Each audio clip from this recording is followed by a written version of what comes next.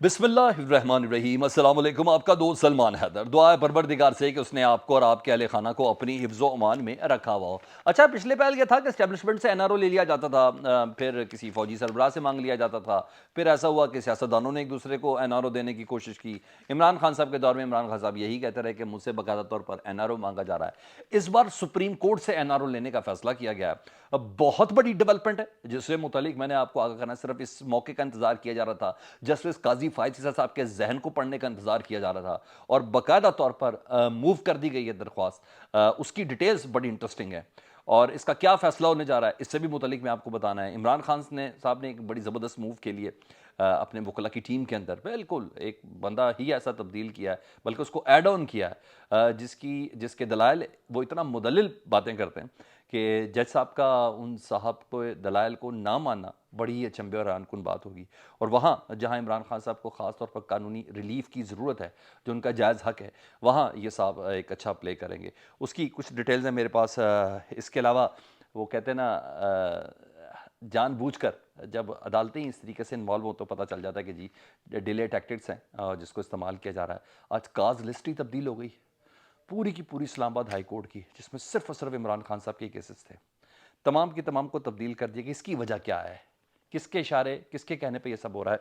इसकी कुछ डिटेल्स भी मैंने एक्सक्लूसिव आपके साथ शेयर करनी है। वीडियो इंटरेस्टिंग होने जा रही है, मुकम्मल देखें। चैनल देखना तो चैनल सब्सक्राइब कर दें। सबसे पहले जी, इमरान खान साहब के वकला ने आज एक वक्ती फ़ायदा लिया। लास्ट टाइम एक उन्होंने मूव खेली थी। इमरान खान साहब ने जो चलान था ना सैफर केस के हवाले से, उसके ऊपर इमरान खान साहब ने दस्तखत नहीं किए। तो उन्होंने कहा मैं मानता ही नहीं इसको, तो मैं चलान पर दस्तखत कैसे करूँ, और अचानक कैसे, मुझे भी पढ़ने का भी मौका नहीं मिला और ये सब नहीं हुआ ना। तो आज फ़र्द जुर्म आयद नहीं हो सकी, जो 17 तारीख की डेट दी गई थी, जिसके लिए भरपूर कोशिश की गई थी इस्लामाबाद हाई कोर्ट की तरफ से कि फ़ैसला ही महफूज कर ले, ताकि इस दौरान फ़र्द जुर्म आयद हो, फिर 23 से ट्रायल हो, फिर हम इसको मज़ीद प्रोलॉन्ग करते रहें। लेकिन नहीं, वकला ने एक अच्छी मूव के लिए। आज का दिन वकला के नाम कहें तो ज़्यादा बेहतर है। चलान वसूल नहीं किया था और चार्जशीट जारी बता मुलज़िम को पता ही नहीं थी, तो कैसे फ़र्द जुर्म आयद होती। तो आज फिर मजबूरन फ़र्द जुर्म मौखर कर दी गई है इमरान खान और शाह महमूद कुरैशी साहब के ऊपर। अब फ़र्द जुर्म 23 अक्टूबर को आयद की जाएगी। अपनी मौजूदगी में चलान की कॉपियाँ इमरान खान साहब और शाह महमूद कुरैशी के वकला को रिसीव कराई हैं जज अबुल हसन जुल्कुरनैन साहब ने। ठीक है जी। उसी तरह इमरान खान साहब को आज एक पिंजरा-नुमा कमरे के अंदर ही पेश किया गया जी, और जालियों के अंदर। और आज फिर इमरान खान साहब के वकला ने एहतजाज भी किया और जज साहब से, मगर जज साहब भी एक काम सर नीचे करके काम की तरफ लगे हुए, उन्होंने वही काम करना है। लेकिन बहरहाल आज उन्होंने तसल्ली दी इमरान खान साहब के वकला को, जी अगली समात में ना, मैं यकीन दहानी कराता हूँ कि अगली समात में खुले कमरे के अंदर ना, जेल के अंदर ही लेकिन खुले कमरे के अंदर इमरान खान साहब मुकम्मल तौर पर नज़र भी आएंगे। बेसिकली ह्यूमिलेट करना है ना सर, बेसिकली एक एक बंदे की इज़्ज़त नफ्स को मजरूह करना है, बेसिकली उसकी तजलील करनी है, इसके अलावा कुछ भी नहीं है। जेल में इमरान खान साहब को पिंजरे में लाने की क्या वजह है? बेसिकली ये सारे टैक्टिक्स हैं कि किसी इंसान की ज़ात की नफ़ी उसको करानी है, जो इतनी एजाज़ के साथ जिसने ज़िंदगी गुजारी हो, जिसने इतने रुतबे के साथ ज़िंदगी गुजारी हो, जिसने इतनी अचीवमेंट्स देखी हो, जिसने इतना अरूज देखा हो, उस शख्स को इस तरह करके ये भी बड़ा साइकोलॉजिकल इफेक्ट्स होते हैं। खैर, उधर इमरान खान साहब शायद इन सब चीज़ों के लिए पहले तैयार ही हैं, तभी तो उनके वकला जो हैं, और वकीलों में से शेर अफजल मरवत साहब मिल के आए, बाहर आके उन्होंने मीडिया से गुफ्तगू की। उन्होंने कहा कि इमरान खान साहब के हकूक़ की खिलाफ वर्जी हो रही है और इमरान खान को 9 मई के वाक़यात में जानबूझकर फंसाने की कोशिश की जा रही है। आज डिस्कस हुई ना उनकी इमरान खान साहब से, उन्होंने कहा 22 अफराद के बयान हल्फी लिए गए हैं 9 मई के हवाले से इमरान खान साहब से। ये वही हैं जो गायब हो जाते थे, फिर अचानक प्रेस कॉन्फ्रेंस करते थे, वही है जो गायब हो जाते थे, अचानक किसी इंटरव्यू के अंदर होते थे, ये वही हैं जो गायब हो जाते थे और फिर किसी पार्टी के अंदर शामिल हो जाते थे और फिर कहते थे हम तो छुट्टियाँ गुजारनी है, ज़हनी तौर पर थोड़ा ज़रा अपने आप को रिलैक्स करने के लिए गए हुए थे। सबको जानते हैं रिलैक्स कहाँ होते हैं, कैसे होते हैं और किस तरीके से किया जाता है। ठीक है जी। हाँ, ये चीज़ है। दूसरा, इन्होंने कहा कि इमरान खान साहब को मिलिट्री कोर्ट्स में ट्रायल की कोशिश की जा रही है। ये शेर अफजल मरवत साहब ने इमरान खान साहब से डिस्कशन के बाद बात की है। उन्होंने कहा उनको मिलिट्री कोर्ट्स में ट्रायल की कोशिश की जा रही है। सारी बात उन्होंने फ़ारूक हबीब वगैरह का भी बताया होगा कि उन्होंने क्या बातें की है कल की उस प्रेस कॉन्फ्रेंस में, जब इस्तेकाम पाकिस्तान पार्टी के अंदर वो शामिल हो गए हैं। तो इमरान खान साहब ने हिदायत दी है जी कि तफसीली तौर पर, शेर अफजल मरवत साहब कहते हैं कि तफसीली तौर पर प्रेस कॉन्फ्रेंस करो, आवाम को हक़ाइक़ से आगाह करे कि ये सब क्या हो रहा है। ठीक है। मज़ीद इमरान खान साहब ने हिदायत दी है, उन्होंने कहा है कि वर्कर्स को कहें कि मेरा ट्रायल जहाँ भी हो, वर्कर्स कम अज़ कम इत्मीनान में रहें, परेशान नहीं हों, मैं ठीक हूँ, ये मेरा कुछ नहीं कर सकते। और उन्होंने फ़ौरन कहा कि वर्कर्स कन्वेंशन बुलाएं, ख़ुसूसन केपीके में, और एतमाद में लें। वर्कर्स कन्वेंशन को एक जगह कन्वेंशन करके वर्कर्स को कम अज़ कम एक जगह पे करें और आप लीड करें इस सिलसिले में। اور جیل میں دوبارہ سماعت کو چیلنج کرنے کا حکم. دیکھو کل سنگل بینچ نے یہ فیصلہ دیا تھا جسٹس عامر فاروق صاحب نے. یہ کوئی نہیں دیکھتا. عمران خان صاحب کے سارے کیسز جسٹس عامر فاروق صاحب دیکھ رہے ہیں, اس پہ کوئی کیوں نہیں بولتا؟ بندیال صاحب جب دیکھ رہے تھے اس وقت تو بہت بولا جاتا تھا, اس وقت پارلیمنٹ بھی بہت کچھ بولتی تھی. یہ میرا سوال ہے ویسے معصوم سا, یہ کوئی نہیں دیکھ رہا کہ سارے کیسز تو اب سنگل کا بینچ تھا جس میں عمر عطا بندیال صاحب نے کہا تھا, جسٹس عامر فاروق صاحب نے کہا تھا کہ عمران خان صاحب کا جو سائفر کیس ہے اس کی سماج سیکیورٹی کے پیش نظر بالکل درست ہے, جیل کے اندر ہونا چاہیے. تو عمران خان صاحب نے کہا اس کو دوبارہ چیلنج کریں.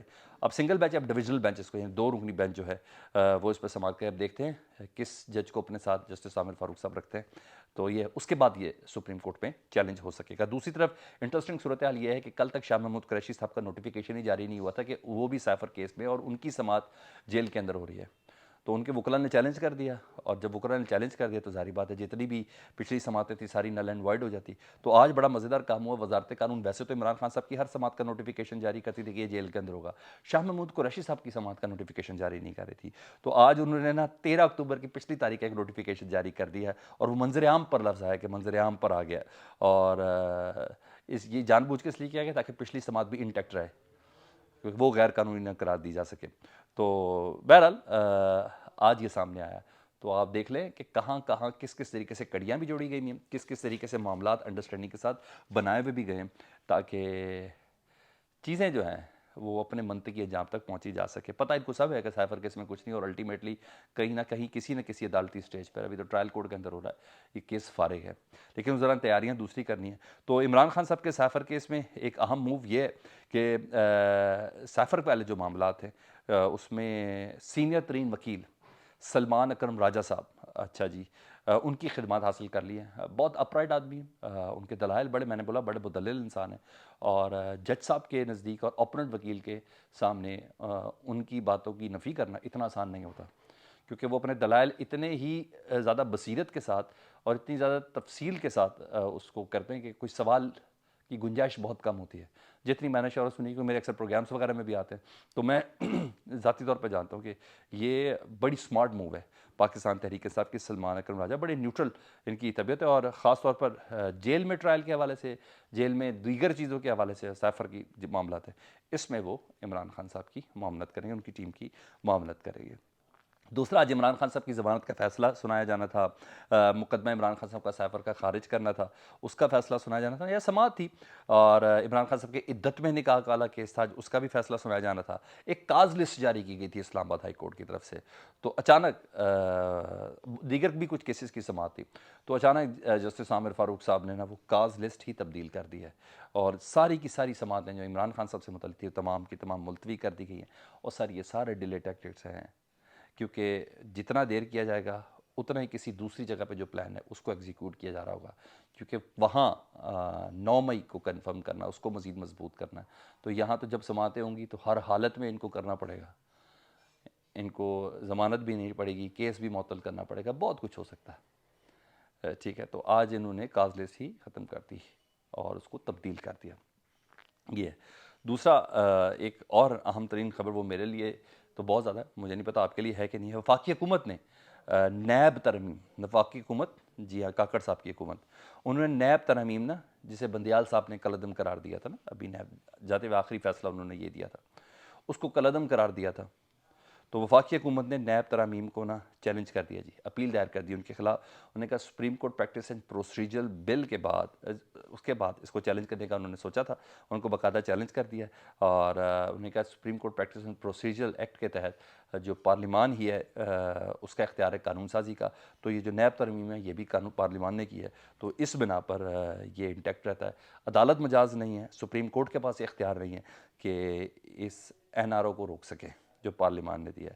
تو اب اس این آر او کی انڈورسمنٹ انہوں نے سپریم کورٹ سے کرنی ہے, اور ظاہری بات ہے پیپلز پارٹی کے بھی معاملات بہت زیادہ خراب ہو گئے تھے, سارے میگا کیسز کھل گئے تھے, اور قاضی فائز عیسیٰ صاحب کا انہوں نے موڈ پڑھنا تھا, وہ موڈ انہوں نے پڑھ لیا کہ وہ پارلیمان کی بالادستی پر یقین رکھتے ہیں, وہ تو ہم بھی رکھتے ہیں, لیکن قانون سازی اگر اپنے مفاد میں کی جائے, چند افراد کو بچانے کے لیے کی جائے, تو ڈیفینیٹلی اس کے لیے سپریم کورٹ کا دروازہ ہے. لیکن انہیں ایسا لگا کہ قاضی فائز عیسیٰ صاحب کا موڈ یہ ہے کہ ہر قانون سازی جو پارلیمان کی طرف سے ہوگی وہ منظور بھی ہوگی اور مقبول بھی ہوگی. دیکھیں کیا ہوتا ہے. فیڈ بیک سے متعلق ضرور آگاہ کیجیے گا. اپنا بہت زیادہ خیال رکھیں. چینل دیکھ رہے ہیں تو چینل سبسکرائب کر دیں. اللہم صلی علی محمد و آل محمد.